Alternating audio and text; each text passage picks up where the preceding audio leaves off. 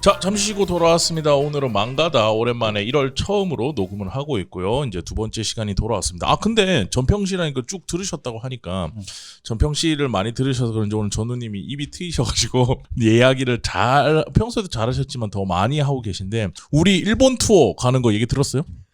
들었죠. 그거 어떻게 하실 거예요? 고민해봐야겠죠. 아, 고민의 단계까지는 가는구나. 왜냐면 저는 집 밖에 나가는 거 별로 좀 안 좋아해가지고. 일본이야. 특히 저는 우리나라 밖을 나가는 거 별로 안 좋아해가지고. 데스카우스 한번 박물관. 아, 그러세요? 저 한 번도 일본을 가본 적이 없어요. 오. 이렇게 게임이랑 만화를 좋아함에도 좋아하시는데. 불구하고 혹시 일본에 가면 봉인이 풀릴까봐 두려워서 못 가는 거 아니에요? 모르겠어요. 그냥 약간 모르겠어요. 약간 포비아 같은 게 저도 좀 있어가지고. 해외에 대한. 그런 거면 그럴 수도 네. 있지. 그래서 저는 좀 비행기 타는 것도 별로 안 좋아하고. 배 타고 가요. 배 타는 것도 별로 안 좋아하고.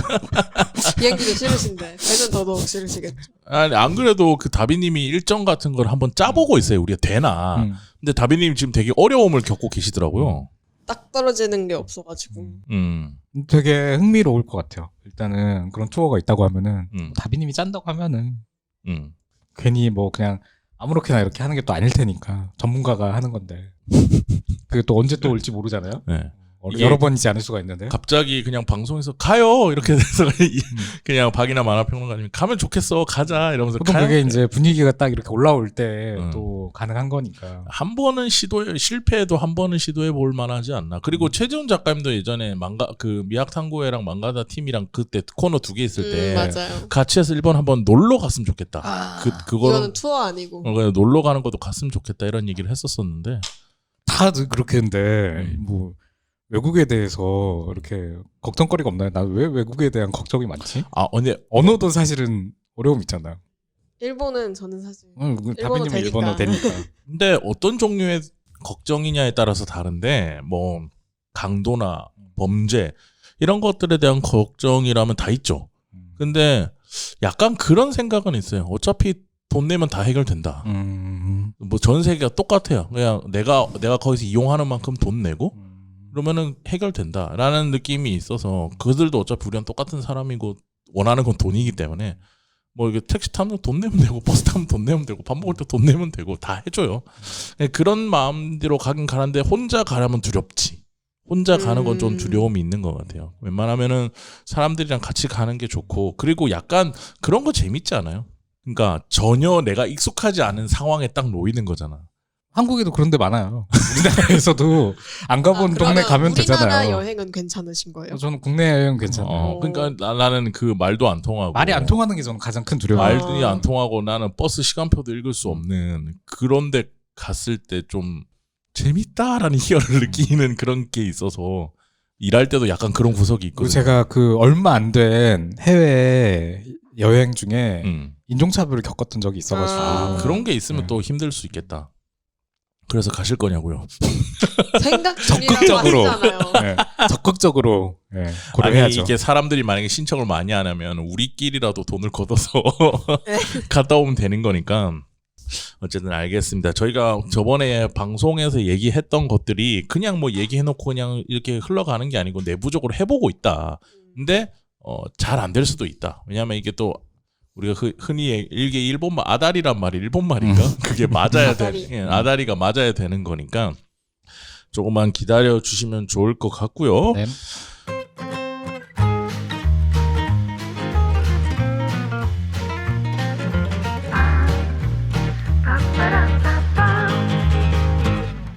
자, 이제 두 번째 작품 이야기를 한번 해보면 좋을 것 같습니다. 이거는 전우님께서 들고 오신 작품이고 굉장히 짧았지만 임팩트 있었던 작품이에요. 그렇죠. 어떤 작품인가요? 네, 오늘 제가 이제 소개할 작품은 오카다 사쿠모라는 작가의 메이코의 놀이터라는 작품이고요. 이 작품은 70년대 일본 오사카의 슬럼가, 지금은 이제 아이린 주구라고 부르는데 그 당시에는 뭐라고 했더라? 가마가사키라는 슬럼가가 있었고 거기가 실제로 역사적으로 되게 이제 오사카에 어떤 잘 나갈 때는 막 좀 사람들이 많이 모여 살고 하던 데였는데 근데 이제 약간 그 점점 경제 상황이랑 맞물려가지고 쇠락가요. 예, 쇠락하기도 했고 그 당시에도 근데 이제 경찰들이 막 좀 인권적으로 좀 차별 대우하고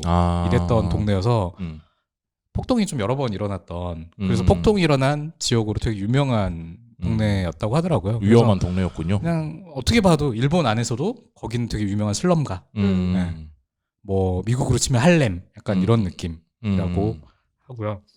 뭐 요새도 마찬가지로 여전히 좀 위험한 곳이어서 맞아요. 여행을 가서도 웬만하면 안 가야지 되는 곳이라고 아. 하더라고요. 뭐 되게 그 유명한 이런 동네 가까이에 있는데도 웬만하면은 사람들이 가지 않길 바라는. 어쨌든 실존하는 지역을 배경으로 네. 하고 있고요. 네. 그 위에 이제 내용이 나오는 네. 거죠. 내용들도 70년대 실제 일본의 그 역사적인 상황들을 배경으로 해서 그 만화 속에서 시간이 다 나오거든요. 몇 년도 몇 월 며칠인지가. 그래서 그 시절의 어떤 실제 역사 속에서 메이코라는 여자아이가 그 아이를 주인공으로 해서 길거리에서 노는 그 놀이를 길거리의 놀이들을 배워가는 메이코의 성장물이다. 라고 할 수 있을 하면 것 같아요. 안 되죠. 일단 메이코의 성장물이 처음 등장했을 때 메이코가 좀 아무것도 모르는 이제부터 뭔가 놀이부터 시작해서 사람들이 사는 이 문화를 배워가는 거가 한 축이 있고 그리고 이 메이코가 계속 처음부터 한쪽 눈을 가리고 있잖아. 네.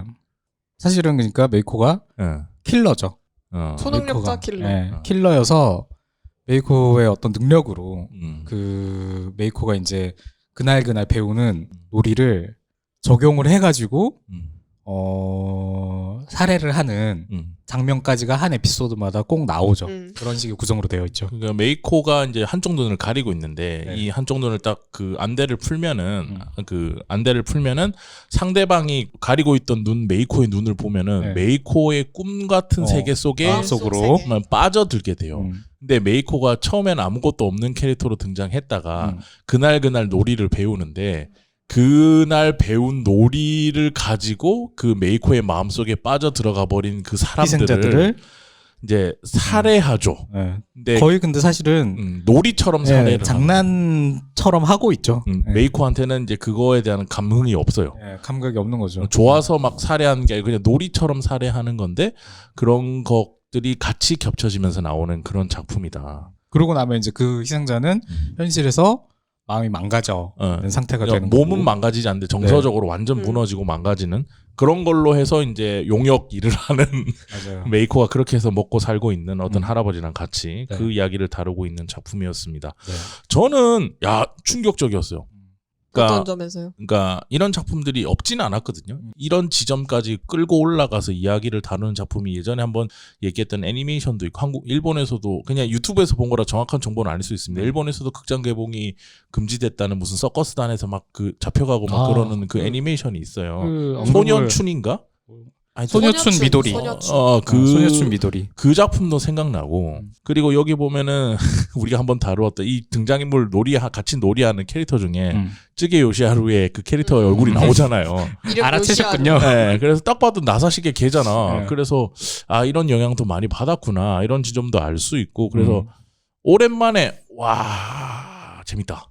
오랜만에 남들이 안 다루는 지점까지의 내 감정을 다뤄주는 그런 작품이라서 3권까지인 게 좀 한 1권 읽을 때까지는 와 왜 3권까지밖에 없어 라는 생각으로 읽다가 3권쯤 갔을 때는 3권까지인 게 적절했던 것 같다 라는 생각이 드는 그런 작품이었어요. 저는 네. 일단 저도 보면서 좀 재밌게 봤고 재밌게 보면서 이거는 할 말이 좀 있겠다. 생각보다 할 말이 많을 것 같다라는 생각이 뒤로 갈수록 조금 들었고 저는 그리고 작가의 이 메이코의 놀이터라는 이번 작품보다 이 다음에 할 작품들이 좀 더 기대가 되고 더 잘할 것 같은데 라는 생각이 들어서 좀 찾아봤는데 이것처럼 막 3권 아니면 이거보다 좀 더 짧은 단편들을 다작하는 작가인 것 같더라고요. 한국에 막 많이 나오진 않았는데 그래서 좀 관심이 가서 작가한테도 이 다음에 뭔가 나오거나 하면은 찾아볼 의향이 있었고 만화는 되게 비슷한 감상으로 재밌게 본 것 같아요. 다른 게 또 나와 있나요? 우리나라에 또 나와 있는 게 있었어요? 우리나라에는 없는 걸로 알아요. 저도. 딱 봐도 안 팔렸겠잖아. 네.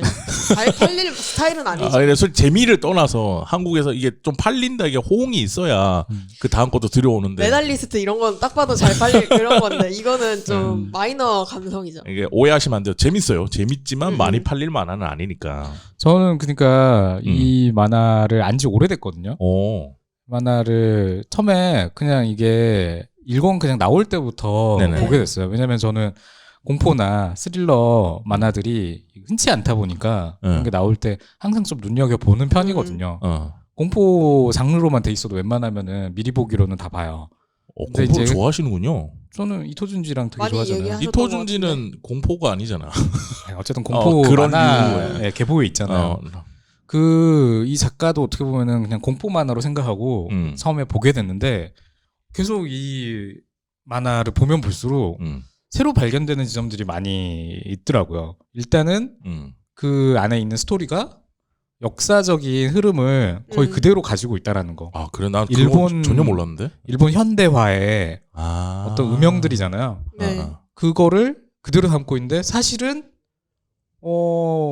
이런 시절을 다루고 있는 만화가 있나? 별로 없을 것 같아요. 제가 뭐 다 잘 알진 모르지만 어쨌든 이 시절 자체가 일본에게 있어서는 어떻게 보면은 뭐 또 다른 지점이 있잖아요. 되게 막 발전을 급속하게 하고 있던 네네. 70년대. 전평시에서 역사 얘기는 했으니까. 네. 근데 되게 이렇게 낙후된 슬럼들을 다루고 있다라는 거. 그리고 그 만화가 결국엔 다루고 있는 게 또 아이들의 놀이라는 거.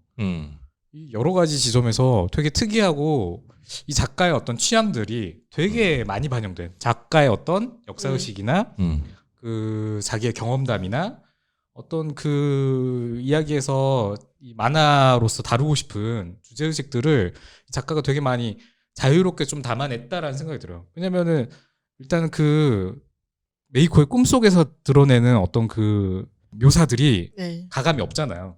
그렇죠. 고어한 느낌. 고어죠. 사실 되게 그로테스크한 장면들을 그려내고 이게 메이코가 정말 아기가 없다라고 묘사를 하고 있으니까 우리가 메이코라는 주인공을 무섭게 생각하지 않고 있을 뿐이지 사실은 이거를 실사화를 해서 있는 그대로 묘사한다고 하면은 엄청 끔찍한 장면들인데 그렇지. 예. 근데 그렇게 표현 자체에 있어던 적나라하게 하면서도 이 작가가 그러면은 제가 가끔 이제 보는 다른 공포 만화에서도 그냥 그 되게 선정적이고 자극적이고 또는 이제 그 뭐랄까 그냥 정말 잔인한 거를 보여주기 위한 이런 만화들도 또 있단 말이죠. 근데 그런 만화들이랑 동급이냐 하면은 저는 완전 결을 좀 다르게 하는 급이 다른 만화라고 생각해요. 오히려 이 츠게 요시하루를 대놓고 캐릭터 패러디를 하고 있잖아요. 영향을 엄청 받았다는 걸 티내고 있지. 티내고 있잖아요. 제가 생각할 때는 그 계보에 어떤 영향을 받은 현대 작가가 그 만화의 어떤 전통을 잊지 않기 위해서 퇴색되지 않기 위한 어떤 의지를 가지고 그리고 있는 만화처럼 생각돼요. 그 시절에 자기가 경험했던 그 시절에 느꼈던 그 시절만 어떻게 보면 지금은 사실 정말 퇴색됐죠. 잊혀졌죠. 그 시절에 놀이를 우리가 지금 뭐 어린애들이 똑같이 하고 있지 않잖아요. 근데 저는 여기에 나온 놀이들도 당연히 어릴 때 80년대 90년대 하면서 놀았었고 당연히 이제 제가 모르는 것도 많지만은 웬만한 것도 우리나라에도 또 비슷한 거 많이 있으니까 근데 요새는 당연히 이제 그렇게 놀지 않을 거고 네. 또 요새 한다고 하더라도 그 시절처럼 이렇게 적나라한 어떤 사실은 되게 폭력적인 환경들이잖아요. 아이들에게 요새는 그렇게 노출되어 있지 않잖아요. 위험하거나 이렇게 폭력적인 어떤 이런 저는 어린 시절 지금 생각해보면 정말 서바이벌이었던 것 같아요. 우린 야만의 시대에 살았지. 진짜로 90년대까지만 해도 운동장 철봉 그 사각형으로 이렇게 싹 쌓아올린 원심불릭 있잖아요.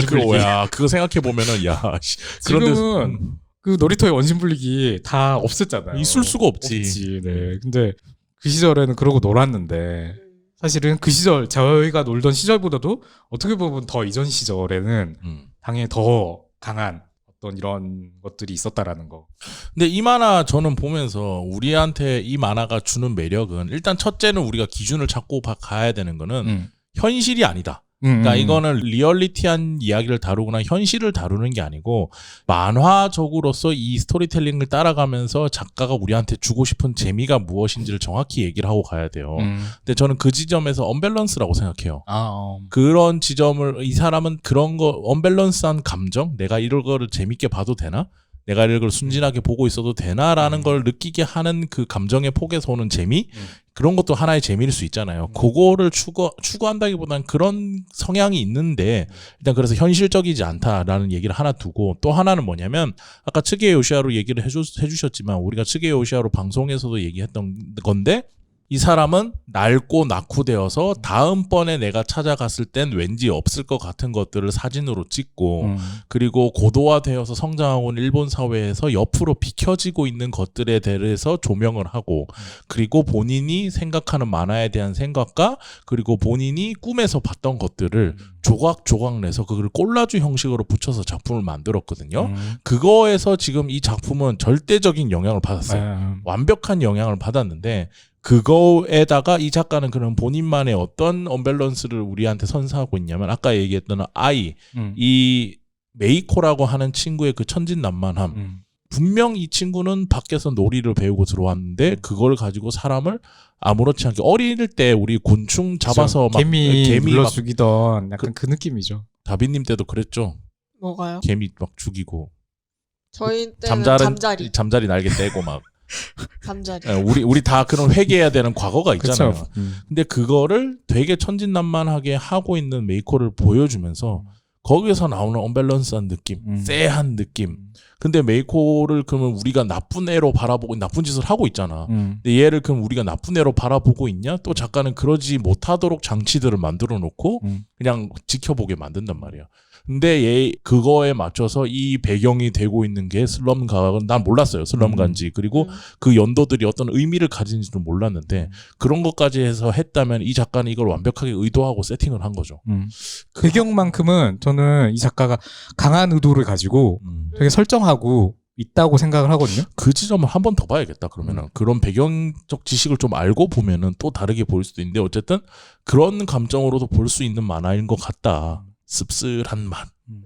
그런 생각이 드네요. 저는 두 분하고 생각이 좀 다른데 일단 쯔게한테 영향을 많이 받은 건 맞는데 화풍에서 많이 받은 거는 저도 동의하는데 쯔게는 자기가 살던 시대가 이 시대 즈음인 거잖아요. 그때 자기가 겪은 거를 직접 이제 재현하는 거 하고 그 작업하고 이 오카다 사쿠모라는 저희랑 같은 시대를 살아가고 있는 사람이 과거의 어떤 것을 돌이켜보면서 다시 꺼내 올리는 이 작업은 완전히 다른 작업이라는 생각이 들고 저는 쯔게한테 영향을 많이 받은 것 같긴 한데 이 사람이 그리려고 하는 방향은 쯔게하고 완전 다른 방향이라는 생각이 좀 들거든요. 일단 근데 그렇게 되게 다양하게 읽힐 여지가 많은 만화라고 생각을 하는 게 일단 저는 이 사람이 할 말이 되게 많다는 생각이 들어요. 근데 본인이 하고 싶은 말이 되게 많은 거에 비해서 설명을 많이 안 하는 편이죠. 설명을 되게 최소화하고 이 메이코 아빠가 어쩌다가 뭐 이 마을에 와서 어쩌다가 이런 능력을 갖게 되었는지 당연히 이런 거 말 안 하고 메이코의 친구들한테 각자 막 숨기고 싶은 별로 친구들한테 얘기하고 싶지 않은 부분들이 있는데 그 부분들을 막 텍스트로 설명하지 않고 그냥 보여주죠. 대뜸 보여주는 편이에요. 그래서 막 쓱 지나가는 부분도 있고 발견하고 나면 이런 게 있었네 되게 하게 의미심장한 것들이 되는 있고. 부분들도 있고 그래서 보여주고 싶은 거는 많은데 되게 그렇게 집어넣었고 그런데 이 작품의 구조는 그거란 말이에요. 메이코의 놀이터에서 무슨 놀이를 배우고 밤에 그 배운 놀이로 사람들을 이제 죽이는 그 구조가 사실 저는 이 만화 보면서 재미있는데 이 구조가 이 사람이 보여주고 싶은 것을 보여주기에 이야기적으로 적합한가라는 생각이 저는 조금 들었던 것 같아요. 지금 보니까 그 놀이터 친구 중에 아스마라고 그 친구는 표류교실에 나오는 주인공도 닮았네. 그러니까 츠게 요시하루는 처음에도 몰랐어요. 왜냐면은 제가 예전에 그렇게까지 츠게 요시하루에 대해 잘 알지 않을 때 이 만화를 처음 옛날 봤었기 사람이니까. 때문에 나중에 이제 보니까 어디서 많이 본 놈이 왜 자꾸 이렇게 의미심장한 얼굴을 하고 있지? 그냥 대놓고 그 얼굴이잖아요. 대놓고 그 얼굴이야. 근데 심지어는 나중에 에피소드 중에 아빠가 나오거든요. 새 아빠가. 그 아빠도 스기요시오로 만화에 나오는 그 캐릭터 얼굴이에요. 그 사람 있잖아요. 어떤 사람이라는 제목의 그 무슨 만화 있는데 거기에 나오는 주인공 얼굴이고 그래서 이건 대놓고 패러디 하고 있는 건데 그렇게 따지고 보니까 사실 다른 친구들도 비슷하지 않을까? 아스마는 표류 만화 교실이고 네. 다른 교실. 표류 만화 교실이래. 최재훈 작가님이 하는 게 표류 만화 교실이 네. 있는데 거기 표류 교실에 나오는 네. 캐릭터를 그 친구 이름이 주인공 이름이 아스마인가 모르겠다. 근데 그 만화로 다른 것 같고 다른 캐릭터들도 뭔가 있지 않을까. 제가 아까 성윤 작가님이 소녀춤 미도리 이야기했잖아요. 네. 이름을 혹시나 해서 다 검색을 해봤거든요. 네. 그 마루라는 마루. 작가가 또 있더라고요. 마루 스에히로라고. 그 사람이 그 소녀춤 미도리의 원작자예요. 가로에서 연재를 했던 작가고. 그리고 또 아스마도 뭐 아스마인지는 정확하게 모르지만 가로에서 그 연재를 하고 싶어했던 작가 중에 네. 아즈마 히데오라고 있거든요. 네. 실종일기 그린. 네. 아즈마 히데오. 네, 아즈마 히데오. 이름이 혹시 그건가? 그러니까 일단 시기적으로는 맞아요. 그 작가도 어쨌든 겹치는 작가이기도 하다라는 거고 그 나중에 이제 약간 미노루라는 캐릭터가 또 나오거든요. 근데 이 미노루라는 캐릭터는 누굴 것 같아요? 후르다 미노루. 저도 그러니까 미노루 후루야 그 작가 되게 모티브로 하지 않았나라고 생각을 했거든요. 왜냐면은 미노루 후루야 만화 중에 이 얼굴을 한 캐릭터가 있어요. 네. 크레이지 저도 군단인가. 미노루는 네. 그래서 어쨌든 이 작가가 영향을 받은 내용들을 캐릭터에도 심어놓고 그런 재미를 있다라고 생각을 하고 있고요. 이 작가가 그러니까 또 그 캐릭터 중에 자기가 이야기하고 싶은 거를 담아놓은 게 또 있었다라고 생각을 하거든요. 그 제1조선인이 또 나와요. 이야기 중에. 슥 하고 지나가죠. 네. 그것도 잠깐만 이름이 뭐더라? 그 있는데 걔를 태초인가? 그러니까 뭐 이렇게 부르는 일본식으로 부르는 이름이 있는데 걔를 또 한국식으로 부르는 이름이 있는 거예요. 그래서 그게 무슨 뜻이야라고 메이커가 물어보니까 나의 또 다른 이름이야라고 하고 그냥 넘어가거든요. 그리고 이제 그 에피소드에서 한자로 그 조선인이라고 하는데 조선의 선자 뭐 그게 약간 물고기 어자라서 물고기 그러니까 얘기를 하고 있다가 물고기 얘기를 하다가 그게 또 나오니까 그게 그 조선인들에 대한 그 시절의 어떤 차별들 그런 거를 또 다루고 있는 에피소드가 있거든요. 이런 식으로 그러니까 어떤 그 소외된 어떤 계층들이나 또는 약간 차별받는 계층들에 대해서 그래서 이제 그 뒤에 미노루도 되게 장애인으로 나오는 캐릭터이기도 하고 지적 장애인이죠. 되게 이 작가가 차별적이지 않게 이걸 한번 다뤄보려고 하고 있다. 대신에 이제 그거를 있는 그대로 다 다루진 않고 그냥 우리 일본이라는 나라가 이 사람들을 이렇게 대하고 있었다. 이 시절에. 근데 지금은 어떤가? 그 조선인 이름은 호철이네요. 네, 맞아. 호철. 그리고 고테츠. 네, 고테츠.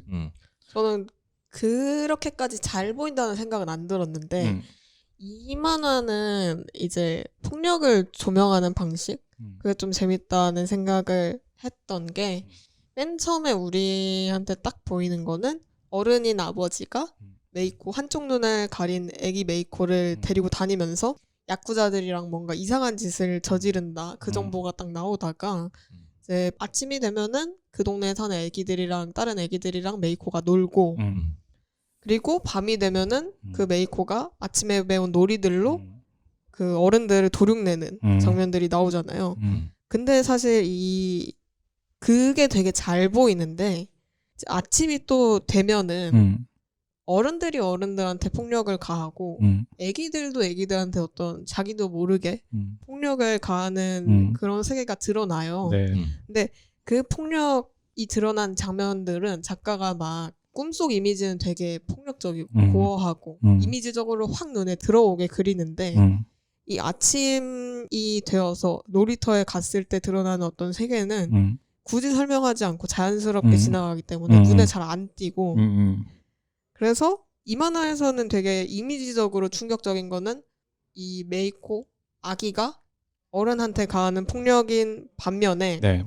작가가 73년이라고 딱 명시를 하는 이 실제 세계에서 벌어지는 폭력이 네.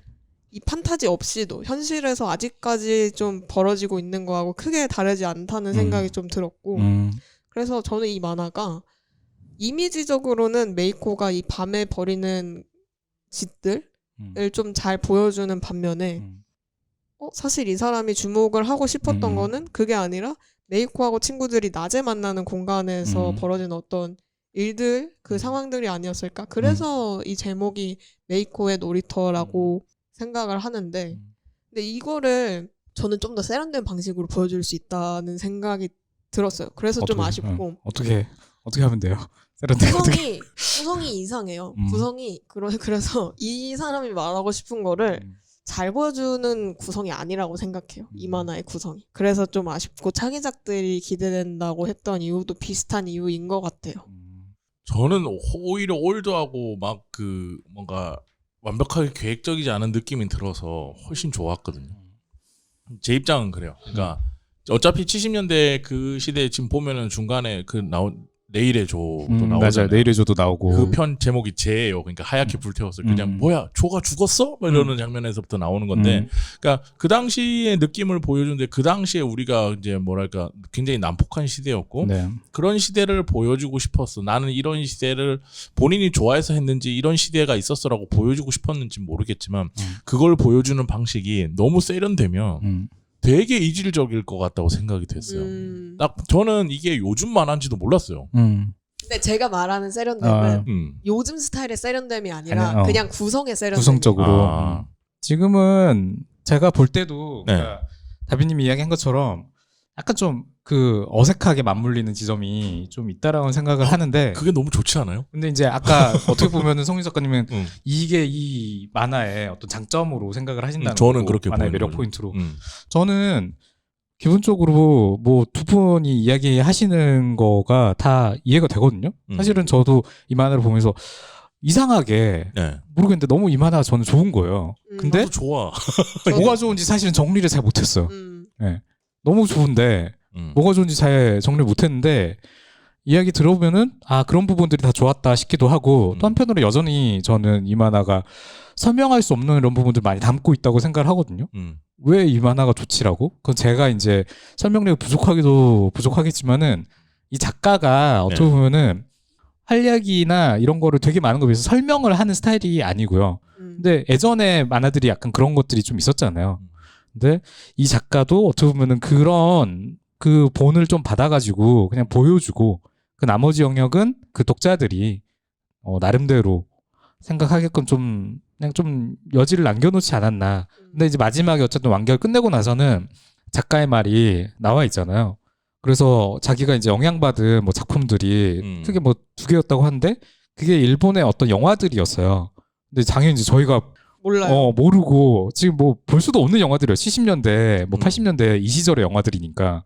뭐 그래서 이제 본인이 막 내용 설명을 해놨는데 그렇구나. 제목도 말하기 좀 이상한 그런 작품들이네. 그렇구나 싶은 그런 내용들인데 저는 이 만화가 어떻게 보면은 일본의 그런 문화적인 계보 속에서 되게 영향을 많이 갖고 있는데 그래서 제가 사실은 어쨌든 우리는 일본인도 아니고 그 시절을 산 사람도 아니고 이 작가랑 비슷한 어떤 경험들을 가지고 있지 않다 보니까 놓치는 부분이 있을 수밖에 없지 않나라고 생각을 또 하기도 하고요.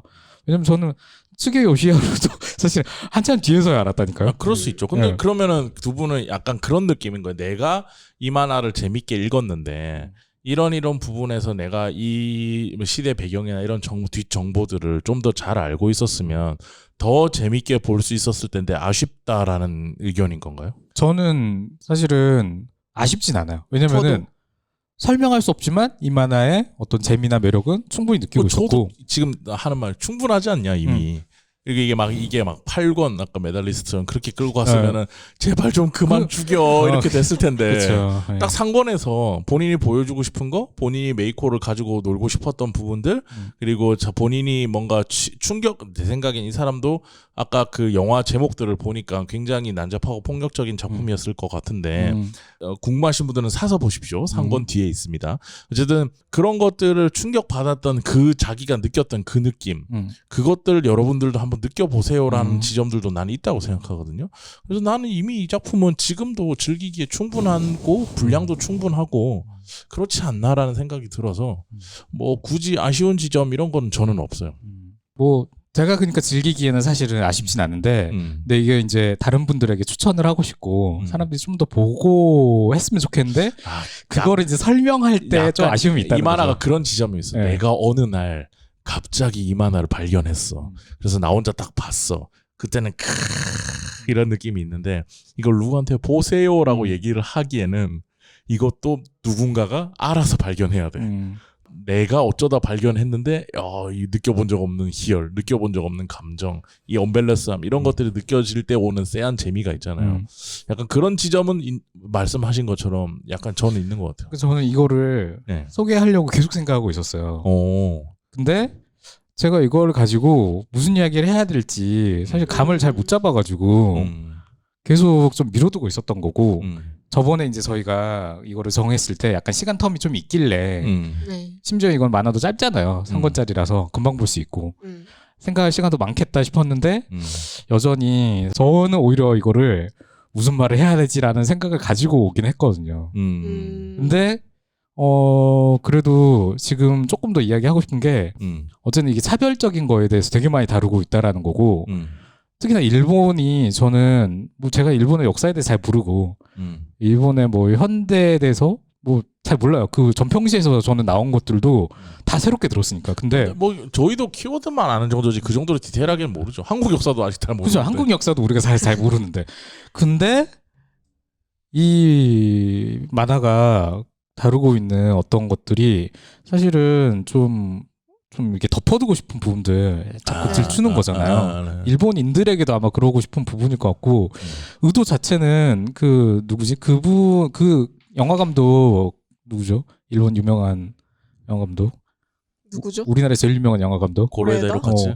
약간 그 감독의 그 뭐지? 만부키 가족이랑도 사실은 좀 비슷한 의도를 가지고 있다고 생각하거든요. 그게 어느 가족인가요? 네, 어느 가족? 만부키 가족이라 하는구나. 일본의 어떤 현실들. 이번에 괴물도 약간 그런 느낌이죠. 그건 제가 안 봐가지고 올랐는데 일본인들이 사실은 알고 있고 분명히 느끼고 있을 법한 역사적으로 가지고 있을 법한 어떤 이런 배경들이 분명히 있고 그중에 어떤 거는 저는 차별도 분명히 있다고 생각을 하거든요. 일본의 그 되게 차별받는 어떤 계층이 있지 않아요? 브라쿠민? 천민? 브라쿠민이라고 있는데 이 마을이 이 마을 여기서 나오는 이 마을이 브라쿠민들이 많이 살던 마을이었대요. 근데 이제 제일 한국인도 나오고 그리고 그 장애인도 나오고 주인공 아스마가 자기 성별 정체성에 그러니까 혼란을 겪고 있죠. 성별을 사실은 남자애가 아닌 거잖아요. 여자애인데 네. 분명히 여자애로 나중에 이제 밝혀지는데 남자애처럼 이렇게 지내고 있다 보니까 그거 계속 당하고. 따돌림 당하고 있고 그런 암시들이 계속 나오고 있는데 설명도 해주진 않아. 근데 저는 이 부분에서 이 부분은 츠게를 따라 했는데 왜 츠게를 따라 했을까 한 부분이 그 아스마가 여자라는 게 되게 확실시 되는 장면 중에 하나가 아스마가 생리를 해서 피를 보는 장면이 있어요. 근데 그게 츠게 그 뭐였지? 만화에서? 거기서 좀 영향을 많이 받은 것 같은데 그 만화 별로거든요. 그렇게 묘사한 거. 그래서 왜 이렇게 영향을 받았을까 하면서 조금 했던 지점은 있지만 그 마지막에 이름이 달랐던 걸로 이 친구도 기억을 하는데 갑자기 그냥 되게 쬐끔하게 네. 그것도 진짜 주의 깊게 보지 않으면 못 볼 정도로 그냥 쓱 지나가서 저 몰랐어요. 사실 아스마가 여자애다라는 거를 캐치를 못한 분들도 있을 것 같아요. 저요. 네, 사실은 처음에 보고 이거 알기 힘들어요.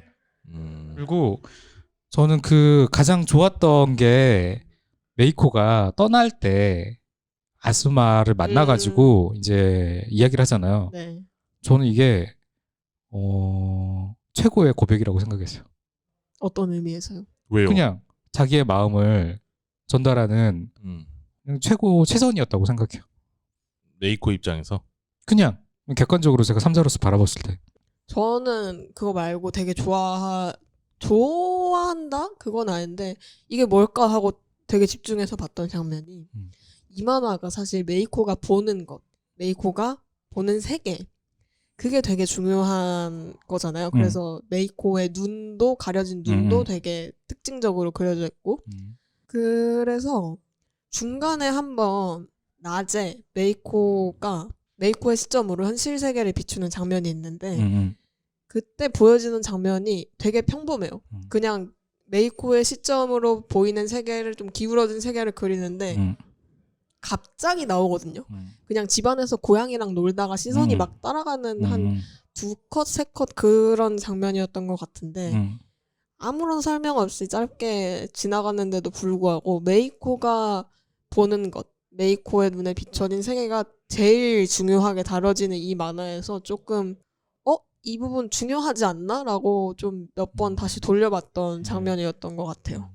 의미심장하죠. 네. 근데 이게 저는 추천하시자마자 봤거든요. 그리고 안 보고 있다가 본 거라서 약간 렛미인 느낌도 난다. 마지막에. 렛민 제가 안 봐가지고 모르겠는데. 그래요? 렛미인 안 보셨어요? 렛민 저 봤어요. 봤어요? 약간 그 느낌도 있잖아요. 나를 따라갈래? 그 엔딩은 제가 들었는데 그런가? 근데 약간 아까 얘기해서 좀 리바이벌 해서 얘기를 하자면 전 고레다 이로카즈랑 좀 다르다고 생각해요. 고레다 이로카즈는 그래도 톤 앤 매너를 지키면서 나한테 그거를 이런 현실도 있단다. 이런 거에 대해서 어떻게 생각해? 우리 한번 얘기를 해볼까? 이런 느낌이야. 이 사람은 그냥 정육점에서 고기 썰듯이 덕덕덕 썰어가지고 이 고기 맛있겠죠? 약간 이런 느낌으로 나한테 들이댄단 말이야. 고소하고. 예. 약간 근데 그 들이대는데 그게 나를 뭔가 이상하게 하기 위해서 나를 기분 나쁘게 하려는 게 아니고 진짜 순수하게 맛있겠죠? 이러면서 들이대는 그런 느낌으로 보여주는 거 있어서 약간 좀 다르다라는 지점이 있고 그런 좀 낯설은 감정 내가 어떻게 해야 될지 모르겠는 그 상황에 보여주는 그런 만화를 좋아하시는 분들이라면 이 오카다 사쿠모죠. 오카다 사쿠모의 메이코의 놀이터가 꽤 재밌게 읽힐 것이다. 라는 생각이 저는 들었습니다. 저는 이 만화가 어쨌든 저의 어떤 노스텔지어를 좀 건드리는 부분이 있는 거예요. 대체 무슨 노스텔지어요? 아니 어쨌든 지금은 저희가 보기 그 힘든- 시절에 네. 놀이터를 그런 관점에서 볼 수가 없잖아요. 놀이터 그 시절의 어떤 이런 놀이들을 이제는 볼 수가 없잖아요. 깜짝이 어릴 때 이러고 잊혀졌잖아요. 노셨는 줄 알고. 그러게 놀았었죠. 어. 근데 이제 그런 꿈을 꿨을 수도 있죠. 그리고 저는 이 작가가 어쨌든 일본의 그런 공포물도 많이 보지 않았나 싶거든요. 좋아할 것 봤을 같아. 같아요. 네. 이런 류의 공포들이 많아요. 어떤 판타지 같은 그 막 이런 환타지스러운 것들을 다루고 있는. 네네네. 그래서 어떤 거는 되게 잔인한데 어떤 거는 그냥 웃긴 너무 환타지여서 그런 어떤 이미지적인 거는 좀 기시감이 느껴져서 그런 것도 어떻게 보면은 저한테는 이제 저도 그런 거 많이 즐겨본 편이었으니까 노스텔지어기도 하고 근데 어린 시절의 그 노스텔지어가 왜 저한테는 되게 중요할까 그리고 왜 이런 데서 또 접점을 느낄까 그런 생각을 하게 됐는데 네. 뭐 어쨌든 저희가 되게 이게 이제 그 배경도 그렇고 그 시절도 그렇고 좀 괴로운 시절이었다는 거잖아요. 작가가 경험했을 법한 그 시절의 것들이 그랬을 때 이게 누군가는 덮어놓고 싶기도 하고 그냥 잊어버리고 싶기도 한 것일 수 있는데 사실은 저희가 이거를 잘 기억하는 게 중요한 이유가 어쨌든 그걸 견딘 내가 있는 거잖아요. 그걸 내가 극복한 내가 있는 거고 또 한편으로는 그거를 같이 견뎌온 친구들이 있었던 거잖아요. 같이 함께 그거를 즐겁게 좀 유희적으로 다뤄온 그런 추억을 함께 나눈 사람들이 있었다라는 거가 되게 중요한 것 같거든요. 근데 이 만화가 어떻게 보면은 그런 거를 뭐 의도했는지도 모르겠지만은 저한테는 약간 그런 게 좀 건드려지는 부분이 좀 있지 않나 싶어요. 이게 되게 음울한 감정들을 담고 있지만은 그래도 이 만화를 통해서 어쨌든 제가 느낄 수 있는 거는 단순히 그냥 그런 음울함이 아니라는 거. 좀 더 그래도 긍정적인 부분에 어떤 이런 것들을 그걸 발견하기 위한 부분인 것 같거든요. 설명을 잘하지는 못했어요. 알겠습니다. 이게 오늘 제가 지금 녹음 들어오기 전에 2시간 수업을 하고 왔거든요. 네. 이 뒤에 또 있으시죠? 이 뒤에 수업이 또 있는데 갑자기 당이 딸리네. 그래서 약간 핑 돌기는 하는데 그러니까 이 만화는 좀 아까 제가 말씀드렸던 좀 언밸런스한 감정에 취해서 보기에도 꽤 괜찮은 만화고 그리고 말씀 주신 것처럼 그 시절에 우리가 다 야만적이었지만 그래도 나한테는 그 시절에 재밌었던 게 있었어 라는 관점으로 보는 것도 괜찮을 것 같고 아니면은 아까 초반부터 우리가 짚어주고 있는 1970년대 일본의 지금 그 뒷골목이라든지 그 지역 모두가 슬랭이라고 슬랭가라고 얘기를 하는 그런 지역의 관점을 조금 더 조사를 해보시고 봐도 재밌을 것 같고, 그리고 이 작품에서 영향받은 작품들에 대한 그 보석같이 숨겨놓은 숨은 그림 찾기의 도시 숨겨놓은 것들에 대해서 감상을 하는 것도 좀 괜찮을 것 같고, 다양한 관점으로 볼 수 있는 만화인데 거기다 좋은 건 짧다. 금방 볼 수 있다. 라는 지점에서 오늘 한번 소개를 해봤습니다. 공포 그 약간 잔인한 장면에 대한 면역은 조금 필요해요. 잔인한가? 잔인하죠. 잔인한 편이죠. 막 아, 머리 그래요? 막 잘리고. 여과 없죠. 그나마 모자이크 좀 해놨지만은 물론 뭐 그러니까 잘린다라고 이렇게 그냥 동사로서 쓰면은 뭔가 이렇게 머리를 자르고 하는 게 잔인할 수 있는데, 근데 저는 이게 성인용이에요. 성인용 만화 맞아요. 그게 묘사되는 것이 그래픽적으로 잔인하게 묘사되고 있나는 전 잘 모르겠어요. 별로 현실감이 없게 덜 잔인해서. 자세하게 보여주긴 하죠. 그런 지점인데 어쨌든 그 지점은 좀 혹시나 체크를 해볼 필요가 있네요. 그런 거 못 보시는 분들도 계시니까. 계시니까. 자, 그래서 오늘 두 번째 만화는 오카타 사쿠모 작가의 메이코의 놀이터 1권에서 3권 완결입니다. 이것도 한번 소개시켜드렸고, 셋 다 추천하는 파인 거죠? 네.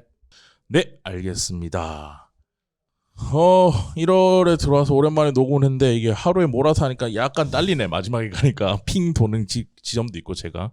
근데 전우님이 이제 그 얘기 하지 말라 그랬지? 뭐요? 일을 다시 시작했다는 거에 대해서 회사 다니지 오래됐으니까. 지난번 녹음할 때 일 이제 다시 하고 계시죠? 그러니까 그 얘기 하지 마세요. 이러면서 나한테 그랬어. 그땐 그랬지. 얼마 안 됐었어요. 그땐 그랬는데 지금 이미 적응해서 잘 그렇구나. 지내고 있습니다. 아마 저희도 2월 달에도 이렇게 한번 모여서 녹음을 하는 방식으로 아마 될 것 같은데, 네. 오랜만에 셋 다 합의를 본 만화가 2편 다 나온 것 같아서 되게 재밌었다 네. 라는 말씀을 드리고요. 강력하게 추천하는 바입니다. 저희 망가다는 이제 2월 달에 또 녹음을 해서 돌아오는 걸로 하고요. 다비님이 편집에 신경 써주실 거라 믿고 오늘 방송은 여기까지 하도록 하겠습니다. 감사합니다. 감사합니다.